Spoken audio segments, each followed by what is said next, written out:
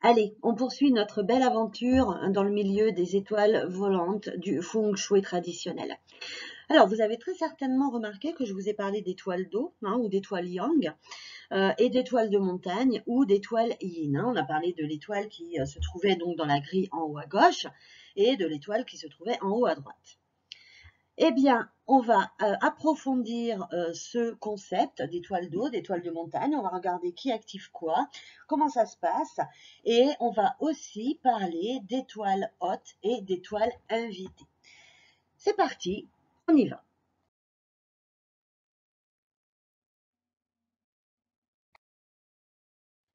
Pour commencer, je voudrais faire un petit rappel.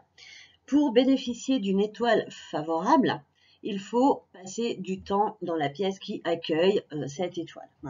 C'est la même chose avec les étoiles néfastes. Si par exemple vous avez une chambre d'amis qui active l'étoile 8, si vous n'y êtes jamais, vous n'en profitez pas. A contrario, si cette chambre d'amis active l'étoile 2, eh bien du coup vous ne subissez pas son énergie.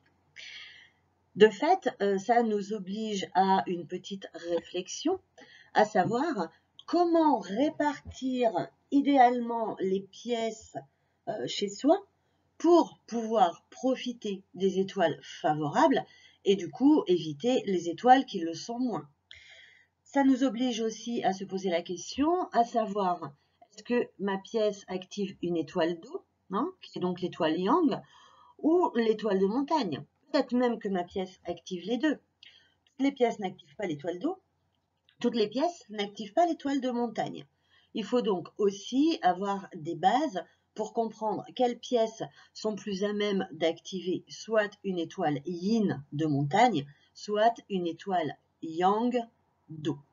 C'est ce qu'on va voir ici déjà pour décortiquer un petit peu plus, aller encore un petit peu plus en avant dans cette formation et que vous ayez déjà quelques bases pour savoir spontanément quelle étoile s'active. Et vous verrez après le lien que je fais avec le concept d'étoile haute ou étoile invitée.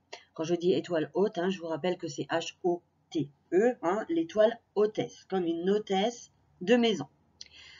Petit rappel également, si vous avez oublié, l'étoile d'eau, qui est une étoile yang, est associée à l'activité, la réussite, la richesse, la prospérité.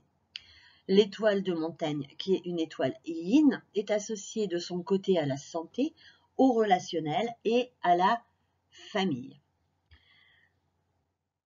On va rappeler aussi, vous le saurez, et je vais bien sûr le décortiquer par la suite, que l'étoile communément activée dans une pièce, on peut l'appeler l'étoile active, mais on sait l'appeler étoile haute, tout simplement. Du coup, l'étoile qui n'est pas active s'appelle l'étoile invitée. Il est judicieux du coup d'attribuer les bonnes fonctions aux bonnes pièces pour avoir aussi souvent que possible l'étoile haute qui soit une étoile favorable, bien évidemment. C'est-à-dire que si par exemple vous êtes dans une pièce yang où c'est l'étoile d'eau qui est hôtesse, l'étoile de montagne sera donc invitée quant à elle. Et vice-versa, mais on va développer tout ça, rassurez-vous, c'est parti.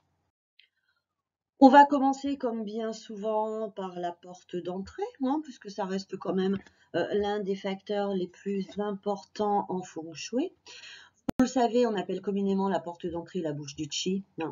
Donc en un mot, on peut dire que la partie principale de l'énergie qui va rentrer chez vous se fait par le biais de cette porte. Et de fait, elle nous teinte véritablement le lieu d'un Feng Shui en lien avec l'énergie qui est du coup captée par cette porte d'entrée. Pour comprendre un petit peu ce principe, parce que tout le chi ne passe pas par la porte, mais essayons quand même d'aller un petit peu plus loin, de creuser pour que vous compreniez bien. Je vais prendre une image. Imaginez que vous êtes en train de respirer, laisse par votre bouche, et même quand vous respirez par le nez, la majeure partie de l'air qui entre passe par la bouche. Quand vous mangez, quand vous parlez, là par exemple, je suis en train de vous parler, Même si j'essaye de respirer par le nez, bah, c'est quand même par ma bouche que l'air rentre hein, et ressort par la même occasion. Donc même quand vous ouvrez les fenêtres, bien sûr, il y a de l'air qui passe. Mais la porte donne vraiment une teinte spécifique au chi qui va pénétrer. Qu'est-ce que la porte? Ben, la porte, c'est un lieu d'activité, hein, voilà, hein, on entre, on sort. Alors imaginez en plus si vous avez des enfants, hein, c'est quand même pas mal d'aller venue. Si vous avez un chien aussi, hein, pareil, ben, vous le sortez pour le promener, puis vous rentrez, et puis on va au boulot, et puis on va faire des courses, et puis on va ceci, et puis on va cela, bref. C'est un endroit qui est yang, du moins quand vous l'utilisez. Hein. C'est sûr que la nuit, ben, la pièce de l'entrée, elle devient yin, mais on s'en fiche puisqu'on n'y est pas. Donc à chaque fois, je ne vais pas vous le redire, mais rappelez-vous qu'on s'occupe d'un endroit quand on y est. Quand on n'y est pas, on s'en fiche royalement. Donc, quand on est dans notre entrée, ben, c'est pour rentrer, c'est pour sortir, c'est pour farfouiller un truc dans notre sac. Bref, c'est de l'activité, c'est du bruit, c'est du yang. Donc, la porte d'entrée va naturellement activer l'étoile d'eau. C'est assez naturel que l'étoile eau se place en étoile.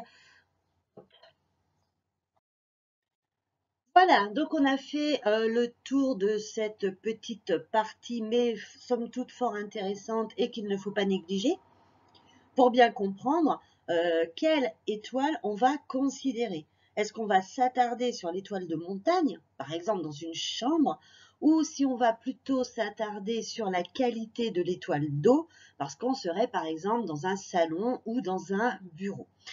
Donc, c'est vraiment ça qui va vous donner la clé pour savoir quoi décoder, comment on va regarder l'interaction entre les étoiles, et comment aussi derrière on va pouvoir nous interagir, que ce soit au niveau agencement, aménagement, position du mobilier, des meubles, choix de couleurs, choix de matière, etc.